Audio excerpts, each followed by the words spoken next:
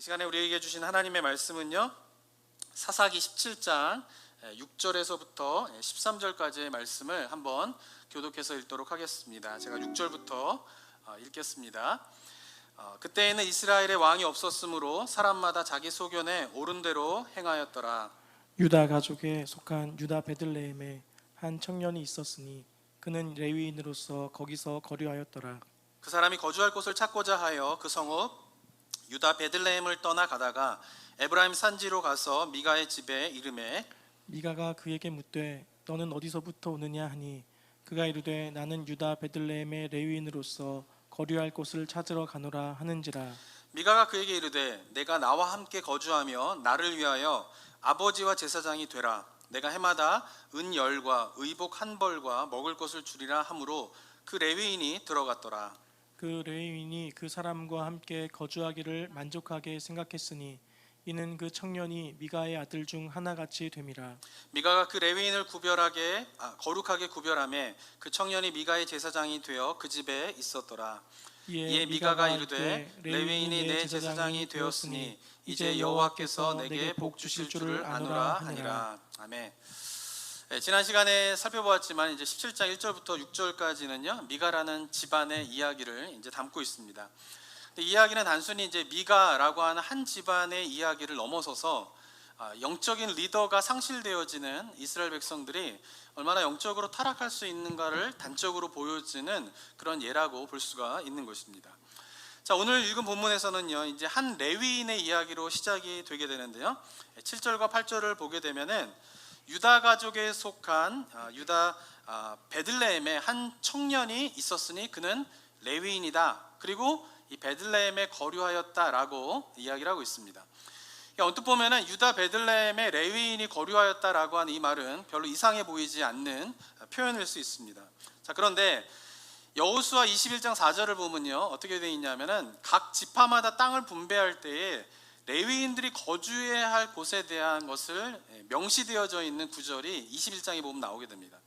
여호수아 21장 4절을 보면요, 한번 읽어볼까요? 시작.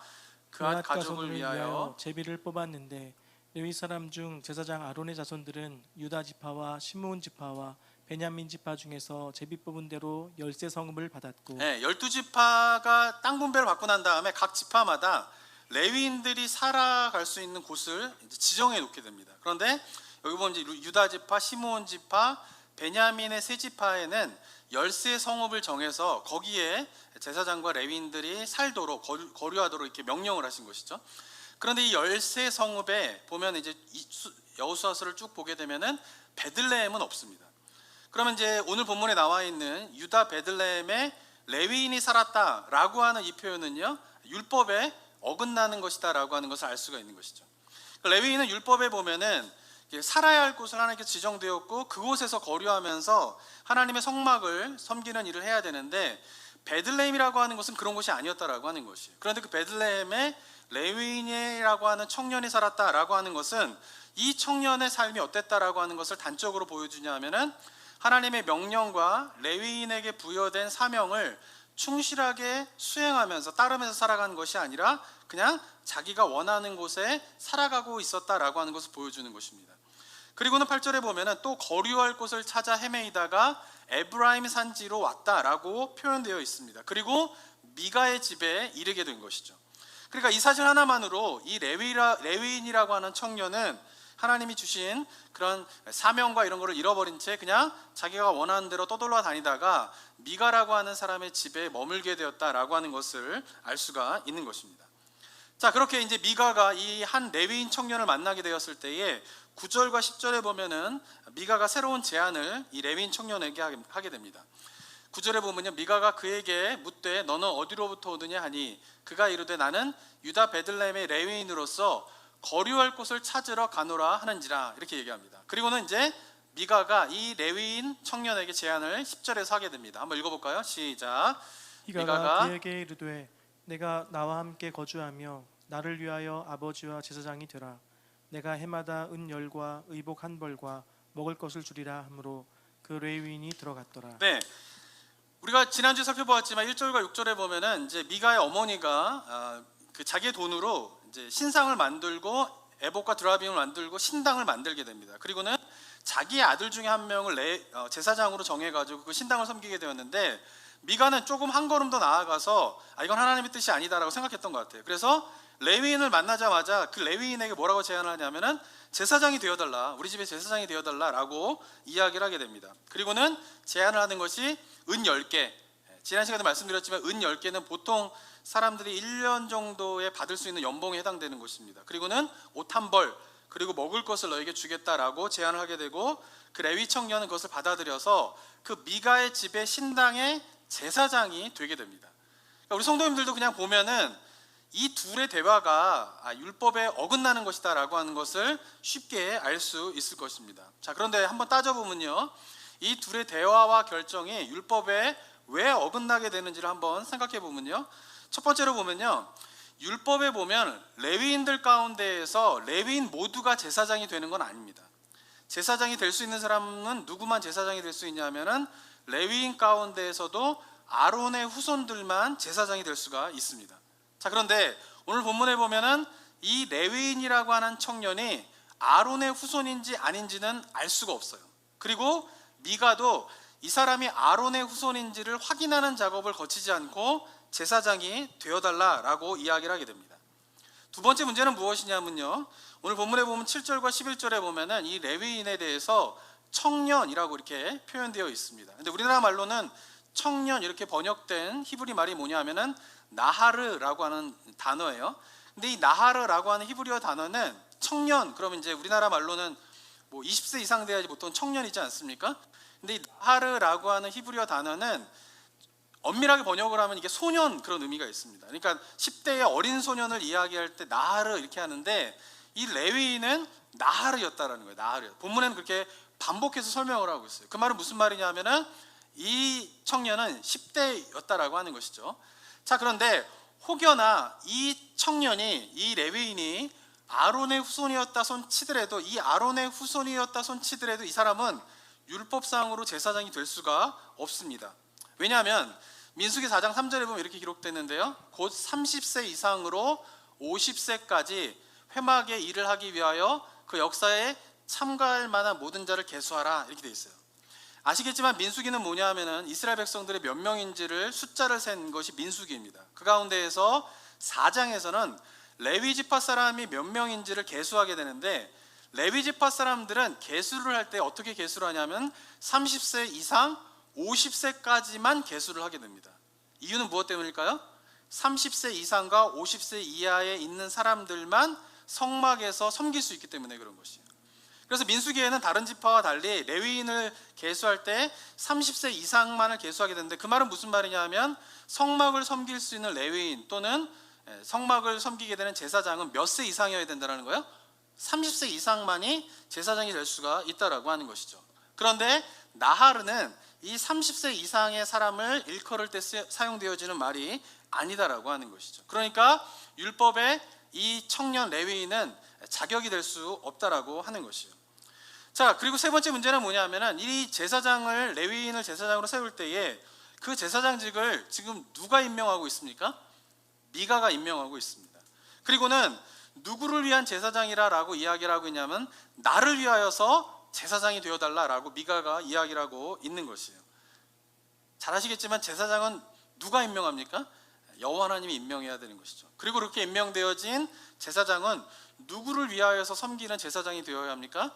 하나님을 위하여 섬기는 제사장이 되어야 하는데, 미가는 나를 위하여서 본인이 제사장을 임명하는 그런 것을 행하고 있는 것이죠.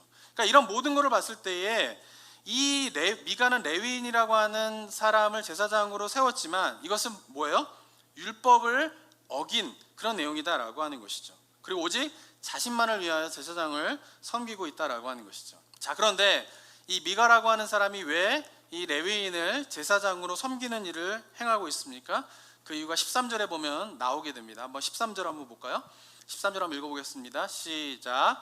이에 미가가 이르되 레위인이 내 제사장이 되었으니 이제 여호와께서 내게 복 주실 줄을 아노라 하니라. 네, 레위인을 제사장으로 세우고 난 다음에 미가가 기뻐합니다. 이유는 무엇 때문이냐면 이제 레위인을 제사장으로 세웠으니까 여호와께서 내게 복 주실 것이다라고 믿었기 때문이에요.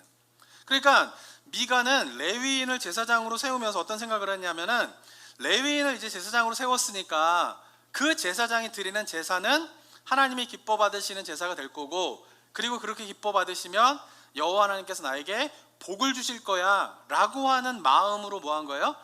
레위인을 제사장으로 세웠다라고 하는 것입니다. 우리가 율법을 알고 있기 때문에 이런 본문을 보면요, 이거는 전혀 여호와의 복을 받을 수 있는 일이 아니다, 이렇게 해서 드리는 제사는 여호와의 복을 받을 수 있는 것이 아니다라고 하는 것을 우리는 너무나 잘 알고 있지만, 그러나 미가는 몰랐던 것이에요. 이유가 무엇 때문일까요? 그들이 뭐를 몰랐기 때문에 그래요? 율법을 몰랐기 때문에 그렇다라고 하는 것입니다. 좀 더 정확하게 말하면은 율법을 따라서 하나님의 뜻을 따라서 여호와 하나님을 섬겨야 되는데, 지금 미가와 그 집안이, 그리고 대표적으로 그런 집안의 모습을 보여주고 있지만 당시에 이스라엘 백성들의 많은 이스라엘 백성들이 여호와 하나님을 섬기는데 어떻게 섬기는 거예요? 율법에 따라 하나님의 뜻에 따라 섬기는 것이 아니라 뭐예요? 자기의 소견에 옳은 대로 여호와 하나님을 섬겼다라고 하는 것입니다. 그리고는 뭐예요? 그렇게 섬기고는 나에게 복 내려주기를 원합니다라고 하면서 여호와로부터 복을 받기 위하여서 자기의 소견대로 여호와 하나님을 섬기는 그런 일들이 이스라엘 백성들의 보편적인 모습이었다라고 볼 수가 있는 것입니다. 저는 이러한 미가의 모습을 우리가 이 시대를 살아가는 우리 성도님들이 많이 묵상을 해야 되는 내용이라고 생각합니다. 왜냐하면은 저는 이 한국교회에 있는 그리스도인들의 모습이 머지않아 이 미가의 모습과 같은 모습이 되지 않을까라고 하는 두려움들이 마음 가운데 있습니다. 만약에 우리가 이 상태로 계속 그리스도인들이 성경을 이렇게 읽지 않고, 그리스도인들이 성경을 이렇게 묵상하지 않고, 그리고 그리스도인들이 이렇게 성경에 대해서 연구하지 않는 것이 그냥 우리의 한국교회의 일반적인 모습으로 고착화된다라고 하면, 미가와 같이 율법을 모른 채 자기 소견대로 신당을 세우고 자기 소견대로 제사장을 세우고 자기 소견대로 제사를 드리면서 여호와로부터 복을 받을 것이다 라고 하는 이 미가의 모습이 우리 한국교회의 성도님들의 모습이 되지 않을까라고 하는 생각을 많이 해보게 됩니다. 이 말씀을 보면서 목사님 뭐 너무 나가시는 거 아니에요? 뭐 이렇게 생각하실 수도 있겠습니다. 그런데 이미 지금 한국교회를 가만히 보면요, 뭐 한국에 있는 것 보면 이민교회를 가만히 보면요, 이 한국교회의 교회의 문화 속에서 이게 기독교 신앙이 아닌데 마치 기독교의 신앙인 것처럼 생각되어지면서 행하고 있는 많은 것들이 이미 있다라고 하는 것을 우리가 좀 발견해야 합니다. 제가 이제 그 여러 가지 것들 가운데에서 오늘은 한 가지에 대해서 한번 생각해 보려고 하는데요. 그것은 뭐냐면 죽음에 대한 것입니다. 죽음에 대한 것. 자, 이번 이제 7월에 이제 한국에 가서 이제 아버님의 이제 병상을 이제 지키면서 아버님이 이 땅에서 이제 마지막 시간을 보내시는 것을 제가 이제 옆에서 쭉 지켜보게 되면서, 그리고 이제 죽음에 대한 그런 뭐 장례에 대한 여러 가지 이제 상황들을 좀 보게 되면서 제가 느끼게 된 게 뭐냐면은, 한국에 있는 교회 성도님들이 그리스도인이 되었는데 이 죽음에 대해서 성경적인 가치관을 가지고 죽음을 바라보기보다는 우리의 고유의 전통인 유교와 불교와 그런 생각에 여전히 많이 영향을 받고 있구나라고 하는 것에 대해서 좀 새삼스럽게 제가 느끼게 되었습니다. 요즘에 한국은 이제 그 예전에 보편적으로 다 이렇게 매장을 했는데 땅에 묻었는데요, 이제 관을. 근데 요즘에는 이제 한국은 대부분 이제 화장을 하게 됩니다. 그래서 나라에서도 정부에서도 적극적으로 이제 화장에 대해서 이제 권면을 하게 됩니다. 그래서 저도 이제 아버님이 이제 얼마 남지 않으셨다라고 하는 생각을 갖게 되면서 저희 형님하고 이제 아버님을 이제 유고를 이제 모실 납골당을 좀 이렇게 쭉 둘러봤어요. 이제 아버님 어디다 모실 것인가라고 쭉 둘러봤어요.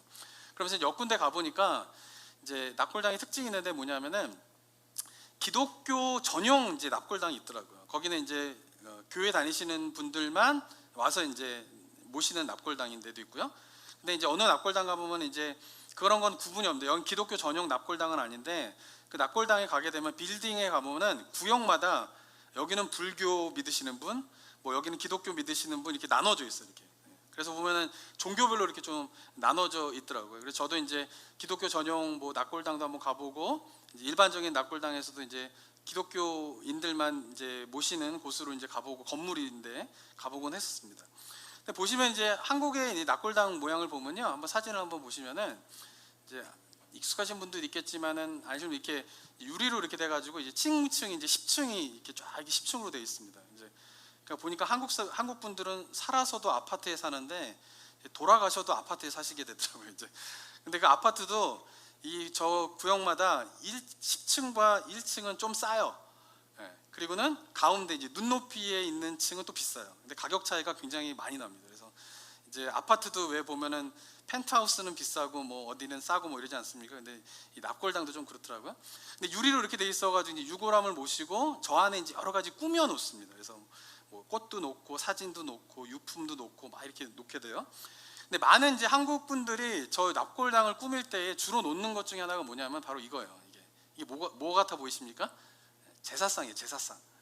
제사상을 이렇게 미니어처로 만들어가 너무 잘 만들었어요. 근데 이게 지금 사진으로 보면 굉장히 큰데 정말 제 손바닥 반만한 사이즈입니다. 너무 작아요. 근데 거기다가 막 뭐 생선, 잡채 뭐 이런 걸 다 이렇게 미니어처로 만들어 가지고 이런 거를 이제 이 납골당의 그 유골함 앞에다 이렇게 놓더라고요. 근데 놀라운 거는 뭐냐면은 제가 다닌 곳이 주로 기독교 전용관 납골당을 가게 되고요. 그다음에 이제 여러 종교들 가운데에도 기독교인들만 모으는 납골당을 가게 되는데 그 납골당을 장식할 때 이 제사상이 생각보다 많더라고요. 제가 보니까 거의 한 50% 가까운 분들이 이 제사상을 놔요. 그래서 제가 이제 그 구글에 찾아보니까 요런 경우죠. 그걸 보면은 저 유골함을 보시면 십자가 그려져 있죠. 유골함 앞에 보면 성도 또는 집사, 권사 이렇게 써 있어요. 장로 이렇게 써 있어요. 근데도 많은 경우에 그 앞에 보면 제가 빨간 선으로 이렇게 표시를 해놨는데 그 제사상을 미니어처로 저렇게 놔둬요. 잘 보이시는지 모르겠어요. 놓는 거예요. 놓는 거죠 이렇게. 근데 의외로 성도님들인데 장로 이렇게 써 있고 권사 이렇게 써 있고 집사 이렇게 써 있고 성도 이렇게 써 있는데 그 유골함을 꾸미는 앞에다가는 저 제사상 미니어처를 놓고 있는 곳이 굉장히 많더라고요. 제가 그거 보고 좀 충격을 받았어요. 그러니까 물론 이거를 그냥 뭐 장식하는 거니까 그래 놓을 수도 있지라고 생각할 수도 있지만 생각해 보셔야 할 거는 뭐냐면은 한국 전통에서 이 제사상의 의미가 뭡니까? 이 제사상의 의미는 뭐냐면요, 유교적인 전통 속에서 이 제사상을 차리는 이유는 뭐냐면은 죽은 사람의 영혼이 직접 와서 그 제사상에 놓여져 있는 음식을 먹는다라고 생각했던 거예요. 그래서 제사상을 굉장히 정성스럽게 꾸미지 않습니까? 그리고 헷갈리지 않도록 이렇게 딱 구별해가지고, 그죠? 그러니까 뭐냐면은 유교적인 전통 속에서는 뭐냐면은 죽은 영혼이 이승과 저승을 오고 가면서 또는 저승에 가지 못하는 영이 여기 이승을 이렇게 떠돌고 다니면서 자기가 죽은 날이 되면은 집을 찾아오는 거예요. 후손의 집에. 그래서 그 먹을 먹는 거죠. 그래서 혹시 기억이 나시는지 모르겠지만 제가 어렸을 때는 집에서 이렇게 뭐 제사 드리는 경우가 많이 있었는데 보면은 그 제사상을 차려놓고 문을 꼭 열어놓습니다.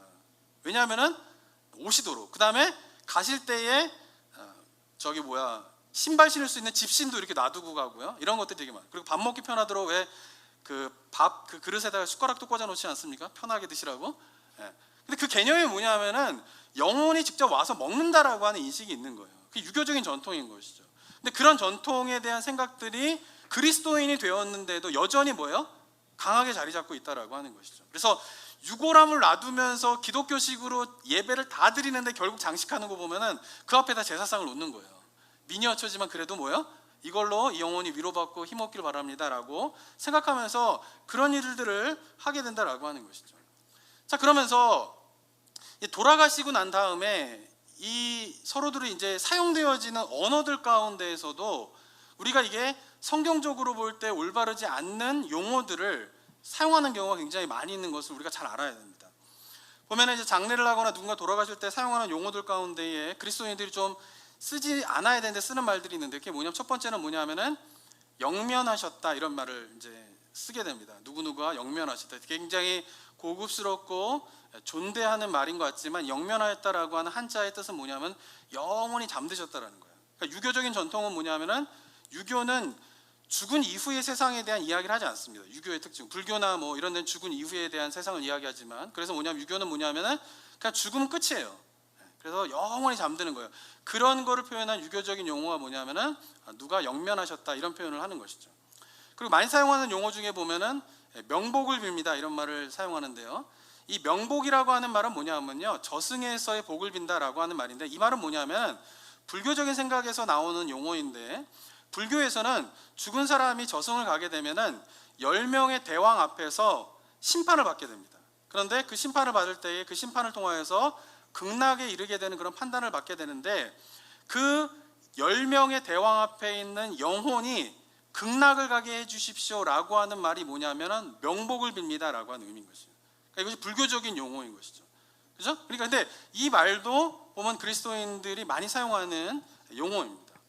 그리고 장례 문화 가운데에서도 이제 사무제라고 하는 것을 드리는데, 또는 삼오제 이렇게라도 이야기를 하는데, 보통 이제 매장을 하거나 이제 안치를 하고 난 다음에 3일 정도 되고 난 다음에 다시 한번 성묘를 이제 가보는 것이, 그걸 이제 사무제라고 하는데, 이 사무제라고 하는 것도 뭐냐면은 이게 유교적인 전통에서 나오는 것인데, 유교적인 전통 속에서는 매장을 하고 난 다음에 그 영혼이 극락으로 좋은 데로 가지 못하고 이 세상을 방황할 것을 염려해 가지고 3번의 제사를 드리게 됩니다. 우제가 뭐냐? 우가 염려할 우예요. 그러니까 3번의, 그러니까 극락을 떠돌 영혼들이, 이 세상을 떠돌 영혼들이 좋은 데 갈 수 있도록, 좋은 데 가지 못하면 어떡하나라고 하는 걱정 때문에 3번의 제사를 드리는 거예요.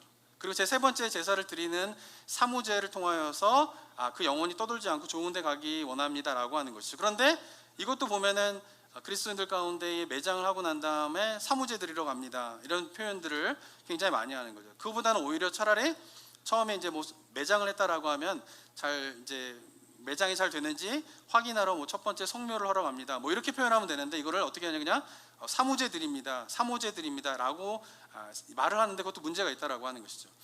그리고 요새는 많이 없었지만 49제를 드리는 경우도 있습니다, 한국에서는. 근데 교회 이제 목사님들 얘기를 들어보면은 교회 성도님들 가운데에 저기 부모님 돌아가신 49제 드리려고 하니까 교회 봉고차 좀 쓸 수 있을까요? 이런 이야기들을 종종 한대요. 근데 이 49제는 뭐냐면은 불교적인 용어예요. 49일이 되면은 죽은 영혼이 이제 극락 왕생을, 극락에 갈 수 있는 것이 결정되는 날이 49일째 결정된다고 불교는 믿고 있습니다. 그래서 뭐냐면은 7일마다 제사를 드려서 7번째 제사를 드리는 날이 49제인데, 그때 그 7번의 제사를 잘 드리면 제 49제 되었을 때에 영혼이 이제 극락으로 가게 된다라고 하는 의미에서 49제를 드리게 되는데, 이런 것도 그리스도인들 가운데에 많이들 이제 행해지는 그런 모습이라고 볼 수가 있는 것이죠.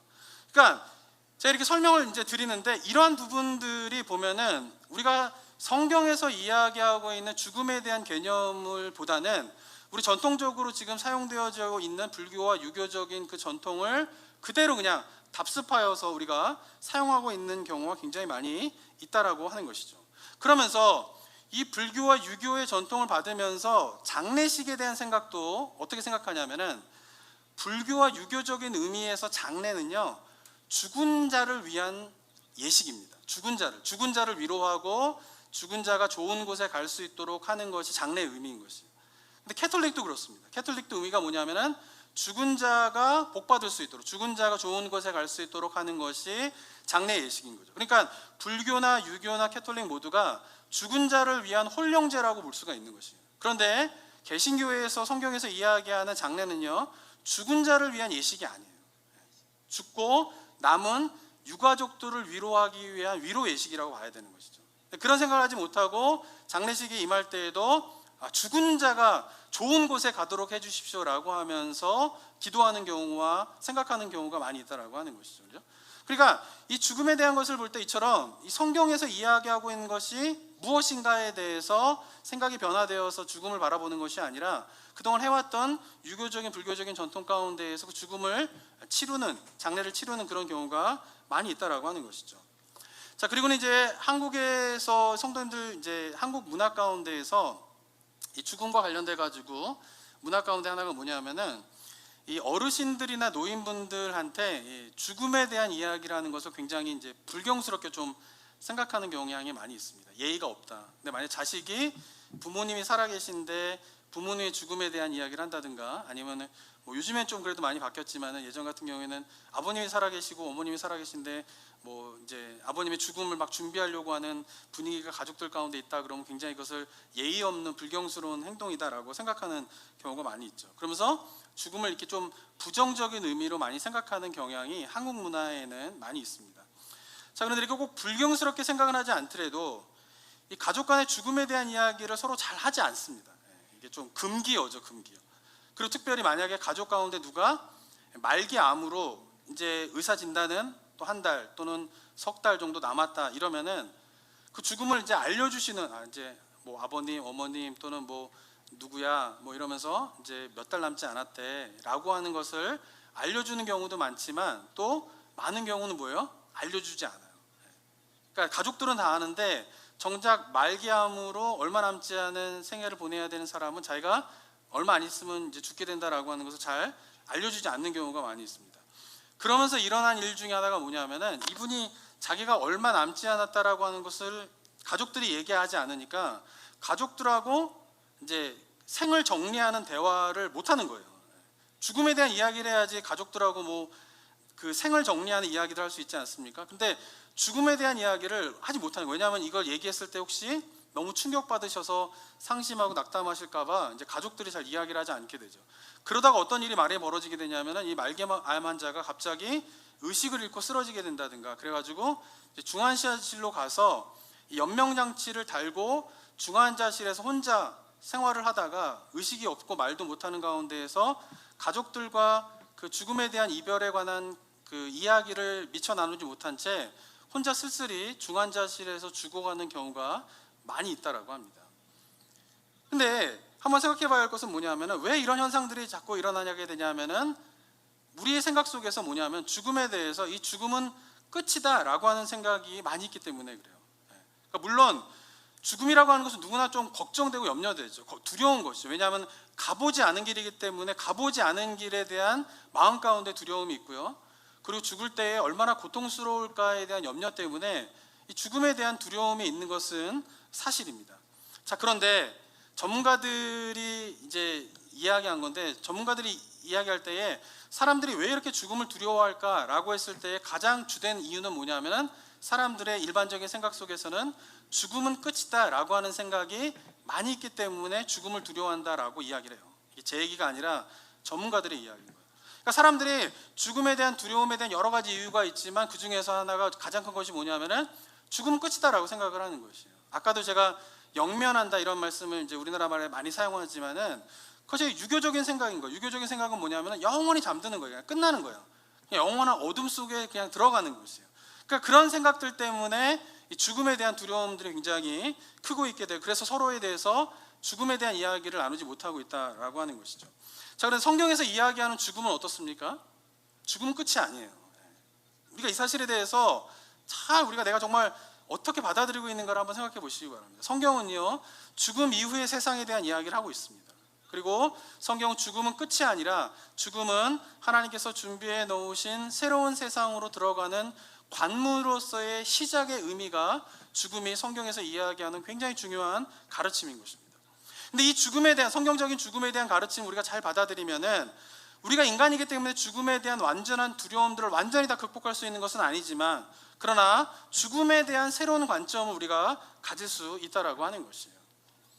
제가 지난 7월 초에 이제 한국에 들어가게 된 이유 중에 하나는 형님이 이제 연락이 와가지고 아버님이 그동안 이제 한 3개월 동안 식사를 잘 못하시다가 이제 병원에 입원하셨는데 병원에 입원하셔서 이제 검진을 받으시니까 저희 아버님이 이제 10년 전에 이제 전립선암이 있으셨는데 한 10년 동안은 그냥 약으로 잘 그게 관리가 됐었어요. 아무런 문제 없이 건강하게. 그런데 아마 이제 식사를 한 3개월 동안 잘 못하시다 보니까 면역력이 너무 떨어지게 되면서 그 암이 온몸을 이제 퍼지게 되셔가지고 검사를 해보니까 몸에 이제 온몸에 이제 암이 다 퍼지셨다. 그러면서 의사가 하는 얘기가 뭐냐면은 아버지가 이제 3개월 아니면은 짧으면 1개월 정도 남으셨다고 한다라고 하는 소식을 이제 형님이 저한테 얘기를 해주셔가지고 급하게 이제 가면은 또 2주 격리해야 되니까 또 못 빼고 하니까 빨리 들어가서 이제 의식이 있으실 때에 좀 뵈야겠다 싶은 마음으로 이제 한국에 이제 들어가게 되었습니다. 한국에 들어가면서 이제 형님이나 어머니에게 제가 물어봤어요. 아버지가 지금 짧으면 한 달 또는 길면 3개월 정도 남으셨다라고 하는 사실을 아시느냐, 말씀드렸냐 그랬더니 형님하고 어머니가 얘기 못했다는 거예요. 얘기를 하면 아버지가 너무 충격받으실 것 같아가지고 얘기를 못했다는 거예요. 그래서 저는 속으로는 이걸 아버지하고 얘기를 해야 되는데, 아버님한테 얘기를 해야 되는데, 얼마 남지 않으셨다라고 하는 것을 아버님한테 얘기를 해야 되는데 이런 생각이 자꾸 저는 들더라고요. 그러면서 마음속으로 아버지가 만약에 아버지 이제 한 달 남으셨어요, 아버지 뭐 2달 남으셨어요 이렇게 얘기했을 때에 그냥 그것을 평안하게 그래 이렇게 받아들이시면은 제 생각에는 뭐냐면은 우리 아버님이 구원에 대한 확신이 있기 때문에 그 죽음을 그냥 편하게 받아들이실 거다 이렇게 생각을 했어요. 근데 만약에 아버지 이제 한 달 남으셨어요, 뭐 2달 남으셨어요 이렇게 얘기했을 때 아버지가 만약에 그것을 강하게 부인하신다라고 하고 굉장히 괴로워하신다라고 하면 제가 볼 때는 아직 구원의 확신이 없으시구나. 우리 아버님이 평생 신앙생활 해오셨지만은 아직 구원의 확신이 없으시겠구나라고 하는 생각이 들었어요. 그러면서 저는 위기감이 좀 들었어요. 그럼 만약에 아버지한테 빨리 복음을 전해서 예수님에 대해서 다시 한번 신앙에 대해서 점검을 해야 되겠구나 의식이 있으실 때 좀 말씀하실 때 그런 생각을 갖게 되었어요.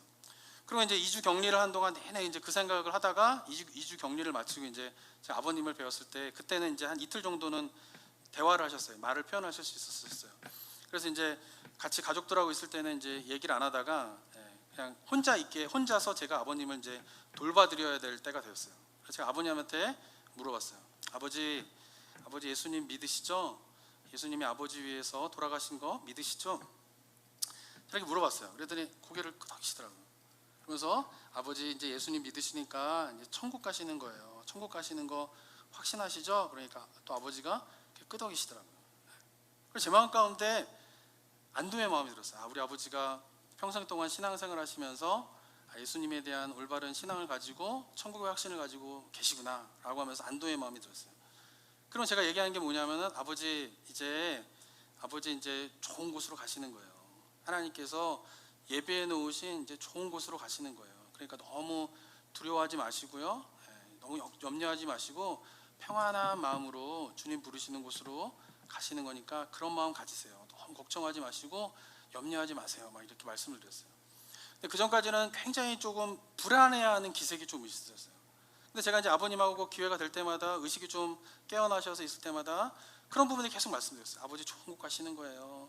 아버지 이제 평안하게 염려하지 마시고 가셔도 돼요. 이렇게 말씀드리니까 아버님이 조금 이렇게 평안해하는 모습들이 제가 이제 느낄 수가 있었어요. 그러니까 이미 아버님은 자신의 상태가 어떤지를 알기 때문에 죽음에 대해서 직감하고 계신 거예요. 근데 주변에서 아무도 얘기를 해주지 않는 거예요. 걱정되니까. 근데 제가 아버님 처음 만났을 때에도 저희 아버님 폐에 물 차셔가지고 여기 구멍 뚫으셔가지고 주머니 차셨죠. 콩팥 기능 망가지셔가지고 콩팥에다가 구멍 뚫어가지고 주머니 차셨죠. 콩팥 기능이 망가지다 보니까 소변이 안 되시니까 소변줄 끼우셔가지고 주머니 차셨죠. 주머니만 3개에다가 링거가 막 몇 개 달려 있는데 본인이 그거를 직감 못 하시겠어요? 근데 아무도 주변에서 죽음에 대한 이야기를 해주지 않는 거예요. 그러다 보니까 어떻게 되냐면 저도 처음에 갔을 때는 아버지가 그런 상태에 누워 있는 걸 보면서 뭐라 할 말이 없는 거예요. 무슨 얘기를 하겠어요? 거기다 대고 뭐 가끔 가다가 제가 목회자로서 그분의 아버님 돌아가신 과정을 보면 참 조심해야 되겠구나 이런 생각을 참 많이 했는데 거기다 대고 많은 그리스도인들이 하는 이야기 중에 하나는 뭐냐면 괜찮으실 거예요. 기도하면 나으실 거예요. 일어나실 거예요. 이런 거를 때때로 오셔가지고 얘기하시는 경우가 있어요. 물론 그 마음은 제가 충분히 이해합니다. 왜 그런 말씀을 하시는지. 그런데 과연 자기가 죽음에 대한 것을 인지하고 있는 상태에서 그분이 그런 이야기를 들었을 때 과연 어떤 마음이 들까? 그래 기도하면 일어날 거야 이런 마음이 들었을까요?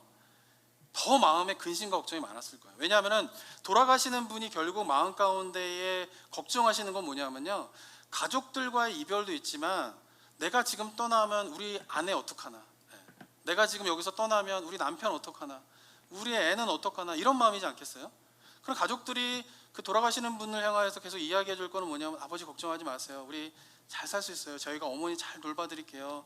아버님 좋은 세상에서 편하게 가세요 라고 이야기를 해드려야지 그 마음 가운데 그래도 내가 떠나고 난 다음에 남겨진 식구들은 어떡하나 하고 있는 염려에 대한 힘을 얻을 수 있는데, 그 이야기를 하기 위해서는 서로 죽음에 대한 이야기를 하지 않으면 그 이야기까지 나아가지 못하는 거예요. 그러니까 병간호하면서도 계속 딴 이야기만 하는 것이죠. 본질적으로 이야기해야 될 이야기들 하지 못한 채 그렇게 이야기하면서 결국은 끝내는 가족들 간에 서로의 인사를 마무리를 잘 못한 가운데에서 홀로 쓸쓸히 중환자실에서 떠나가는 경우가 많이 있다라고 하는 이야기를 제가 듣게 되었습니다. 사랑하는 성도 여러분, 제가 이야기를 드린 이유는 무엇 때문이냐면요, 우리가 죽음에 대해서 한번 내가 그리스도인으로서 성경적인 관점에서 이 죽음을 생각하고 있는가에 대해서 한번 점검해 보셔야 돼요. 만약 성경적인 죽음에 대한 생각을 갖고 있다라고 하면 우리는 그렇게 죽음이 그렇게 두렵기만 하지 않다라고 하는 것이죠. 그래서 주변에서도 성경적인 가치관으로 죽음을 받아들이면서 평온하게 그 죽음을 맞이하시는 분들이 주변에 얼마나 많이 있습니까? 저는 그런 분 많이 봤어요. 저희 아버님도 제가 이제 한국에서 이제 미국으로 오고 난 다음에 이제 뭐 거의 무의식 상태이셨는데 깨셨더니 저희 형수님이 이제 간호하고 있었는데 갑자기 막 손을 막 이렇게 하시더래요. 허공에다 대고. 그래서 아버지 왜 그러세요? 그러니까 이제 그래도 말을 못 하시니까 저희 형수님이 아버지 뭐가 보이세요? 그러니까 끄덕이시더래요. 그래서 뭐 천사가 보이세요? 그러니까 또 아버지가 끄덕이시더래요. 그리고는 얼마 안 있다가 평온하게 숨을 거두셨다라고 제가 소식을 들었습니다. 근데 저는 이런 이야기를 주변에서 많이 듣는데 그분들은 대부분 그리스도인들이에요. 근데 죽음을 맞이할 때 강력하게 거부하고 정말 심한 경우에는 막 욕을 하는 경우도 있다고 그러더라고요. 그렇게 죽음을 굉장히 거부하는 분들이 힘겹게 그 죽음을 맞이하시는 분들이 많이 있다는 얘기도 들었습니다. 그런데 정말 성경에서 이야기하는 그 죽음의 의미, 하나님께서 준비해 놓으신 새로운 세상에서 우리가 들어간다라고 하는 그 이야기를 우리가 잘 받아들인다라고 하면 그렇게 죽음을 좀 평온하게 맞이할 수 있고, 그리고 인류 역사 속에서 그 죽음에 대한 두려움을 극복한 자들이 어떠한 핍박과 고난 속에서도 신앙을 지키며 믿음을 지키는 그런 일들이 우리 역사 속에서 있었다라고 하는 것을 우리 성도님들이 잘 기억했으면 좋겠습니다. 사랑하는 성도 여러분, 성경은요 이 세상과 저 세상의 이야기를 하고 있습니다. 그리고 이 세상의 시작과 끝에 관한 이야기를 하고 있으면서 새로운 세상에 대한 이야기를 하고 있고, 그것을 우리가 죽음에 대한 것을 잘 받아들이게 될 때에 인류 가운데에서 모든 사람들이 두려워하고 있는 그 두려움의 그 본질을 우리가 이겨나가면서 신앙생활을 할 수 있다라고 하는 것입니다. 그러면서 우리 그리스도인들은요 어쩌면요 죽음에 대한 이야기를 많이 해야 돼요. 어떻게 받아들일지 모르겠습니다. 근데 이게 그리스도인들은 어쩌면 가족들 가운데, 가족들 사이에서 본인이 죽음에 대한 생각을 많이 하셔야 되고요, 그리고 늘 죽음을 준비하셔야 돼요. 그리고 가족들 가운데에도 그 죽음에 대한 이야기를 좀 하셔야 되죠. 그리고 어쩌면은 성도님들 가운데에도 그 죽음에 대한 이야기를 하면서 내가 죽게 되면 하나님 앞에 서게 될 텐데 그 하나님 앞에서 내가 어떠한 모습으로 설 것인가에 대한 것을 준비하는 그런 의미 속에서의 우리가 죽음을 좀 이야기하고 생각하는 것이 필요하지 않을까라고 하는 생각을 많이 겪게 됩니다. 사랑하는 성도 여러분, 때때로요 아프고 거의 죽게 된 상황 속에서 꼭 기도하면 죽지 않는 것만 기도응답이 아닙니다. 어쩌면요 죽는 것이 하나님의 뜻일 수도 있어요. 근데 이거를 잘 받아들이지 못하세요. 언제나 죽음은 뭐예요? 거부하고 부정해야 되는 대상으로 생각하는 경우가 많죠. 그렇지만 성경 속에서 죽음은 뭡니까? 때때로 그것이 하나님의 뜻이에요. 왜냐하면 하나님께서 준비해 놓으신 새로운 세상으로 들어가는 시작이기 때문에 그것을 받아들이는 것이 하나님의 뜻일 수 있다라고 하는 것이죠. 그러면서 서로가 그리스도인으로서 죽음에 대한 것을 나누면서 이 땅을 정말 아름답게 마무리하고 생애를 정리하는 것, 그것이 어쩌면 굉장히 그리스도인의 신앙에서 중요한 의미이지 않을까라고 하는 것을 제가 많이 생각해 보게 되었습니다. 제가 최근에 겪은 일이기 때문에 오늘은 이 죽음에 대한 이야기를 좀 해드렸는데요, 이야기를 한 이유는 뭐냐면은 이 죽음에 대한 것을 서두에도 말씀드렸지만은 성경적인 관점에서 지금 우리가 이 죽음을 생각하고 맞이하고 있는가를 봐야 돼요. 근데 이것이 전혀 성경적이지 않는데도 이것이 마치 교회 안에서 이루어지고 있기 때문에 마치 성경적인 가르침에 충실한 것처럼 착각하는 경우가 많이 있다라고 하는 것이죠. 그런데 이것은 죽음의 의미뿐만 아니라 우리 신앙의 패턴과 삶의 패턴을 보면은 그런 경우가 굉장히 많이 있다라고 하는 것이죠. 마치 미가가 자기가 신당을 세워놓고 레위인을 율법에 맞지 않는 채 제사장을 세워놓고는 자기는 신앙생활을 잘하고 있다라고 생각하는 것처럼, 그리고 그렇게 드려진 제사는 하나님께서 기뻐 받으실 거야 라고, 그리고 복을 내려주실 거야 라고 생각하는 것처럼 그것이 전혀 하나님의 뜻이 아님에도 불구하고 마치 여호와 하나님을 섬기는 신앙의 모습인 것처럼 착각하고 있는 그 미가의 모습이 우리들의 신앙생활 속에서 여러 군데에서 확인해 보면 있다라고 하는 것을 우리가 기억해야 된다라고 하는 것이죠. 그러면서 우리가 정말 하나님의 말씀에 따라 신앙생활한다라고 하는 것이 무슨 의미인가를 우리가 잘 생각해 보아야 하는 것이 우리에게 필요하다라는 것을 말씀드린 거예요. 그리고 그 한 예로서 오늘은 제가 죽음에 대한 것을 한번 우리 성도님들과 묵상하게 된 것입니다. 자, 그렇지만 마지막으로 제가 말씀드리고 싶은 것 중에 하나는요, 쉽지는 않습니다. 이게 마치 기독교가 아닌데 이것이 기독교인 것처럼 여겨지면서 보편적으로 이루어지고 있는 그것을 구별해내는 것은 쉽지는 않습니다. 왜냐하면 이것은 굉장히 미묘한 차이가 있기 때문에 그런 것이에요. 제가 마지막으로 한 예를 들고 오늘 설교를 마무리하려고 하는데요. 지난 금요일과 토요일에요, 한국과 미국에서 이 코로나 사태로 말미암아 정부의 시책에 대해서 반대하는 두 교회가 공교롭게도 비슷한 시간 가운데 있었어요. 한국하고 미국에. 한국에서는 어떤 교회가 있었냐면요, 전광훈 목사님이 심호하고 계시는 사랑제일교회라고 하는 곳에서 이제 그동안 코로나 사태로 이제 예배나 집회를 하지 말라라고 했을 때에도 이 목사님 교회는 계속 모였다고 합니다. 그리고는 이제 8월 15일에는 여러 이제 광화문에 집회가 있을 때에 이분이 2주간 격리 명령을 받았음에도 불구하고 나오셔가지고 이렇게 마스크를 벗고 막 이렇게 연설을 하시는 일이 벌어졌어요. 근데 안타깝게도 이 사랑제일교회가 그동안 계속 모임을 하면서 성도가 800명 정도가 되는데 지난주에 그 중에 800명을 코로나 전수검사를 했다고 합니다. 근데 그 중에서 약 190명, 그러니까 토를 따지면 250명 정도가 코로나에 걸렸어요 지금. 그래서 지난 주말에 보시면 아시겠지만은 갑자기 8월 15일에 지금 한국의 코로나 확진자가 250명으로 늘었거든요. 근데 그 250명 가운데 하루 사이에 250명이 늘었는데 그 250명 가운데 이 사랑제일교회 성도님이 190명이었어요. 그러니까 70% 가까운 사람이 한 교회에서 나온 거예요. 근데 그게 이제 계속 정부 시책에 거부를 하면서 우리는 모여야 된다 이렇게 얘기한 것이죠. 미국에서도 비슷한 경우의 교회가 있었습니다. 존 메가더 목사님 그 인근에 있는 그레이스 처치인데요. 여기도 이제 지난 7월에 이제 우리가 2차 이제 그 집회 금지 명령을 저희 교회도 받아서 교회가 받아서 이제 모이는 예배를 하다가 저희도 지금 온라인 예배로 이제 전환한 지 벌써 4주째로 접어들고 있지 않습니까? 근데 존 메가더 목사님은 두 번째 7월에 이제 집회 금지 명령, 교회에 모여서 예배드리지 말라라고 하는 주정부의 명령을 따르지 않았어요. 그리고는 이분이 계속 예배를 모이는 예배를 했습니다. 우리는 모여야 된다. 그래서 모인 거예요. 그래서 이 교회가 하루인지 일주일인지 모르겠는데 하여튼 굉장히 큰 액수의 이제 벌금을 계속 물어가면서 계속 이거를 이제 진행을 해왔어요. 그래서 지난주에 이 그레이스 처치에서 이제 법원에다가 고소를 했습니다. 고소한 게 뭐냐면은 교회가 모여서 예배드리지 못하는 것을 주정부가 막은 것은 이것은 좀 위법의 소지가 있다라고 하면서 이제 고소를 한 거예요. 그러면서 저기 뉴스에 잠깐 타이틀에 보면 나와 있는데 그게 뭐냐면 법원에서 일단 명령을 내린 건 뭐냐면은 마스크를 쓰고 개인 그 소셜 디스턴스를 하는 가운데에서 모이는 예배를 하는 것은 할 수 있다라고 하는 법원의 명령이 지난 금요일 날에 나오게 되었습니다.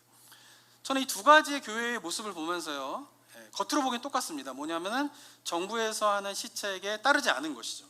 그런데 한 교회는 제가 볼 때는 성경적이지도 않고 복음적이지 않는 가운데에서 이야기를 하는 거예요. 왜냐하면은 저 교회가 사랑제일교회가 모일 때의 한 얘기가 뭐냐면은 지금도 190명의 사람이 갑자기 확진자가 생겼으면은 그동안 그래도 모인 거에 대해 좀 조심해야 될 생각해야 되는데 지금 정광훈 목사님이 이야기하는 건 뭐냐면은 누군가가 사랑제일교회에 바이러스 테러를 했다는 거예요. 그래서 이렇게 갑자기 확진자가 늘어났다는 거예요. 그리고 예전에 집회하지 마십시오라고 이야기할 때 집회를 하면서 이야기한 게 뭐냐면은 코로나 바이러스는 이 집회에 참여한 사람은 걸리지 않는다는 거예요. 그리고 이 집회에 코로나 바이러스가 걸린 사람이 이 집회 참여해도 이 집회를 참여하면 낫는다라고 이야기를 하면서 얘기를 하고 있어요.